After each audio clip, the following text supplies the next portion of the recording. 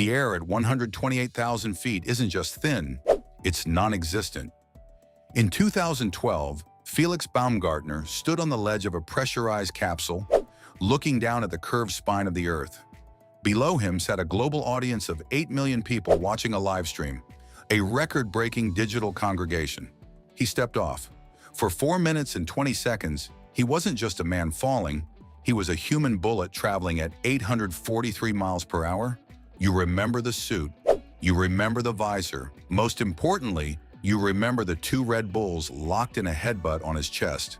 That single stunt cost roughly $30 million. To a traditional chief financial officer, that is a catastrophic line item.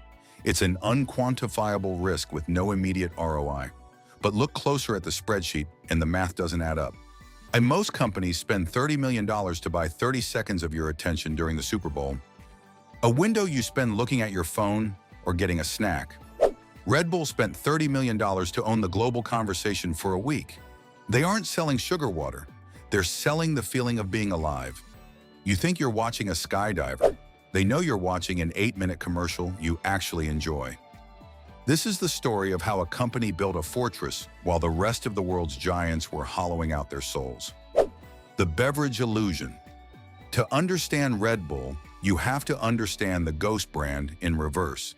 Usually, a company starts with a product, builds a factory, and then tries to manufacture a vibe through expensive Madison Avenue ad agencies.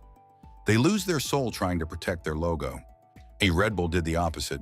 Dietrich Mateschitz didn't build a factory. In fact, to this day, Red Bull doesn't manufacture the drink themselves. They've outsourced the commodity, the actual liquid, the canning, the logistics, to a company called Rauch. Why? Because the liquid is the least important part of the business. They focused on the meaning. When Mateschitz brought the recipe from Thailand in the 1980s, the experts said it would fail. It tasted like medicine. It was too expensive. The cans were too small. But Mateschitz understood a fundamental truth about human psychology. If you want to charge a premium for a commodity, you don't sell the ingredients. You sell the transformation.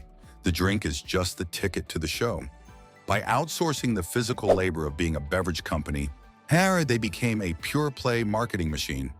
They didn't have to worry about the price of aluminum or the efficiency of a bottling line. They spent every waking hour figuring out how to make you believe that holding that slim blue and silver can made you part of an elite, high-performance tribe. They built the soul first. The drink was just the medium through which that soul was delivered to your bloodstream. The efficiency narcotic walk into the headquarters of Pepsi or Coca-Cola, and you'll find the efficiency narcotic in full effect. Every decision is filtered through an MBA heavy lens of optimization. How do we shave 1 cent off the shipping cost? How do we use AI to predict demand in the Midwest? Then look at Red Bull. They own 2 Formula One teams. They own 5 professional soccer clubs across 3 continents. They own an ice cross downhill league. They own a media house that produces feature-length documentaries. On paper, this is inefficient by design. Owning a Formula One team is a financial black hole. It is a relentless, ego-driven pursuit of milliseconds that costs hundreds of millions of dollars a year.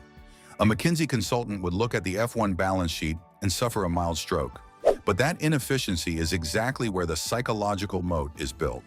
You cannot A/B test your way into the prestige of winning the Monaco Grand Prix.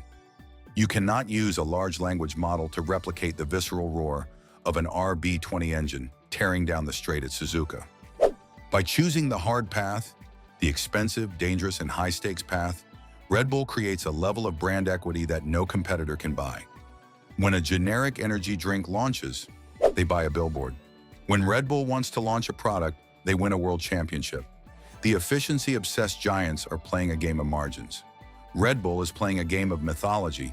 One is a math problem. The other is a legend, the trust reservoir.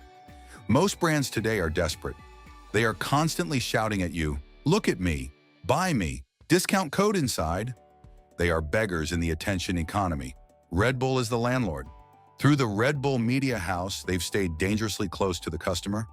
They realized early on that if you buy an ad on YouTube, you are at the mercy of the algorithm. But if you are the content that the algorithm wants to promote, you own the platform. They don't buy the ad space, they are the space. They've built a trust reservoir. By consistently producing high-quality documentaries, extreme sports coverage, and culture-shaping events, they have earned a seat at the table. When you watch a Red Bull film about a big-wave surfer in Nazaré, you don't feel like you're being sold to. You feel like you're being inspired. They have removed the friction between content and commerce. In their world, they are one and the same. They own the athletes, they own the events, and they own the cameras that film them. This vertical integration of cool means they don't have to ask for permission to reach you. They already live in your curated feed because they provide the dopamine hits you crave. The 2026 reality. As we sit here in 2026, the energy drink market is undergoing what economists call the K-shaped struggle. In the middle, generic brands are dying. They are being squeezed by rising costs and a lack of identity. But at the top, Red Bull sits as the ultimate identity brand. They aren't just surviving, they are expanding. In 2025, they hit a staggering 12.7 billion cans sold. They've successfully pivoted into clean energy variants, sugar-free, organic, and plant-based, to satisfy a more health-conscious demographic without losing their edge. Even their foray into mobile esports hasn't been a fellow kids moment of cringe.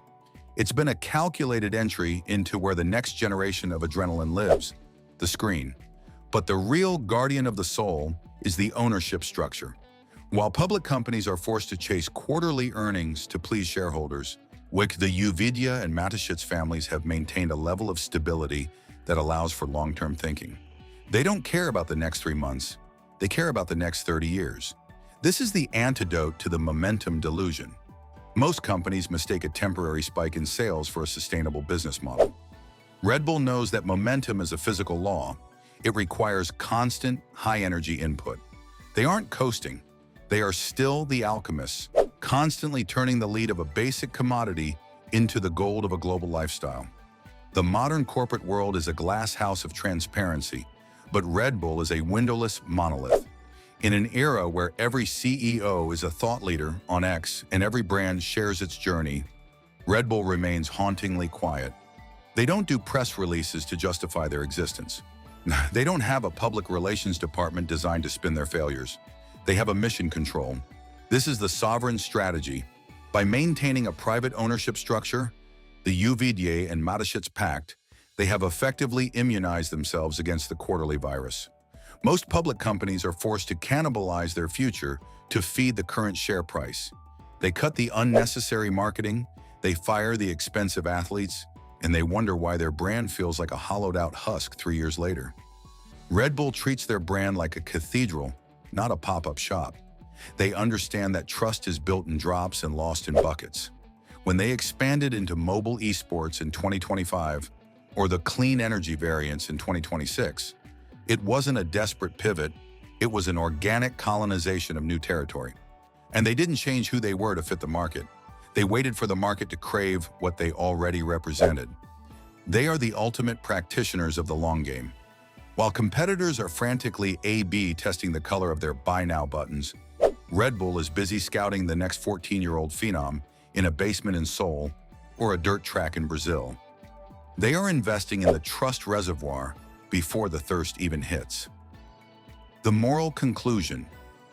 There is a lesson here for every founder, every creator, and every executive staring at a declining chart. You cannot A/B test your way into a movement. The world is currently obsessed with optimization. We want the shortest path to the most money with the least risk. But the math problem business is ultimately a race to the bottom. If your only advantage is efficiency, someone or some AI will eventually be more efficient than you. Red Bull is a living relationship business. They understand that humans are not rational calculators. We are emotional, story-driven creatures who want to feel like we belong to something larger than ourselves. They took the most boring product imaginable, a caffeinated soda, and wrapped it in the fabric of human achievement. They dared to be inefficient. They dared to spend millions on meaning. Next time you see that blue and silver can, don't just see a drink. See the alchemy. See the fortress built on the ledge of space. And ask yourself, are you building a business that people calculate or a business that people feel? Because in a world of algorithms, the only thing that survives is the soul.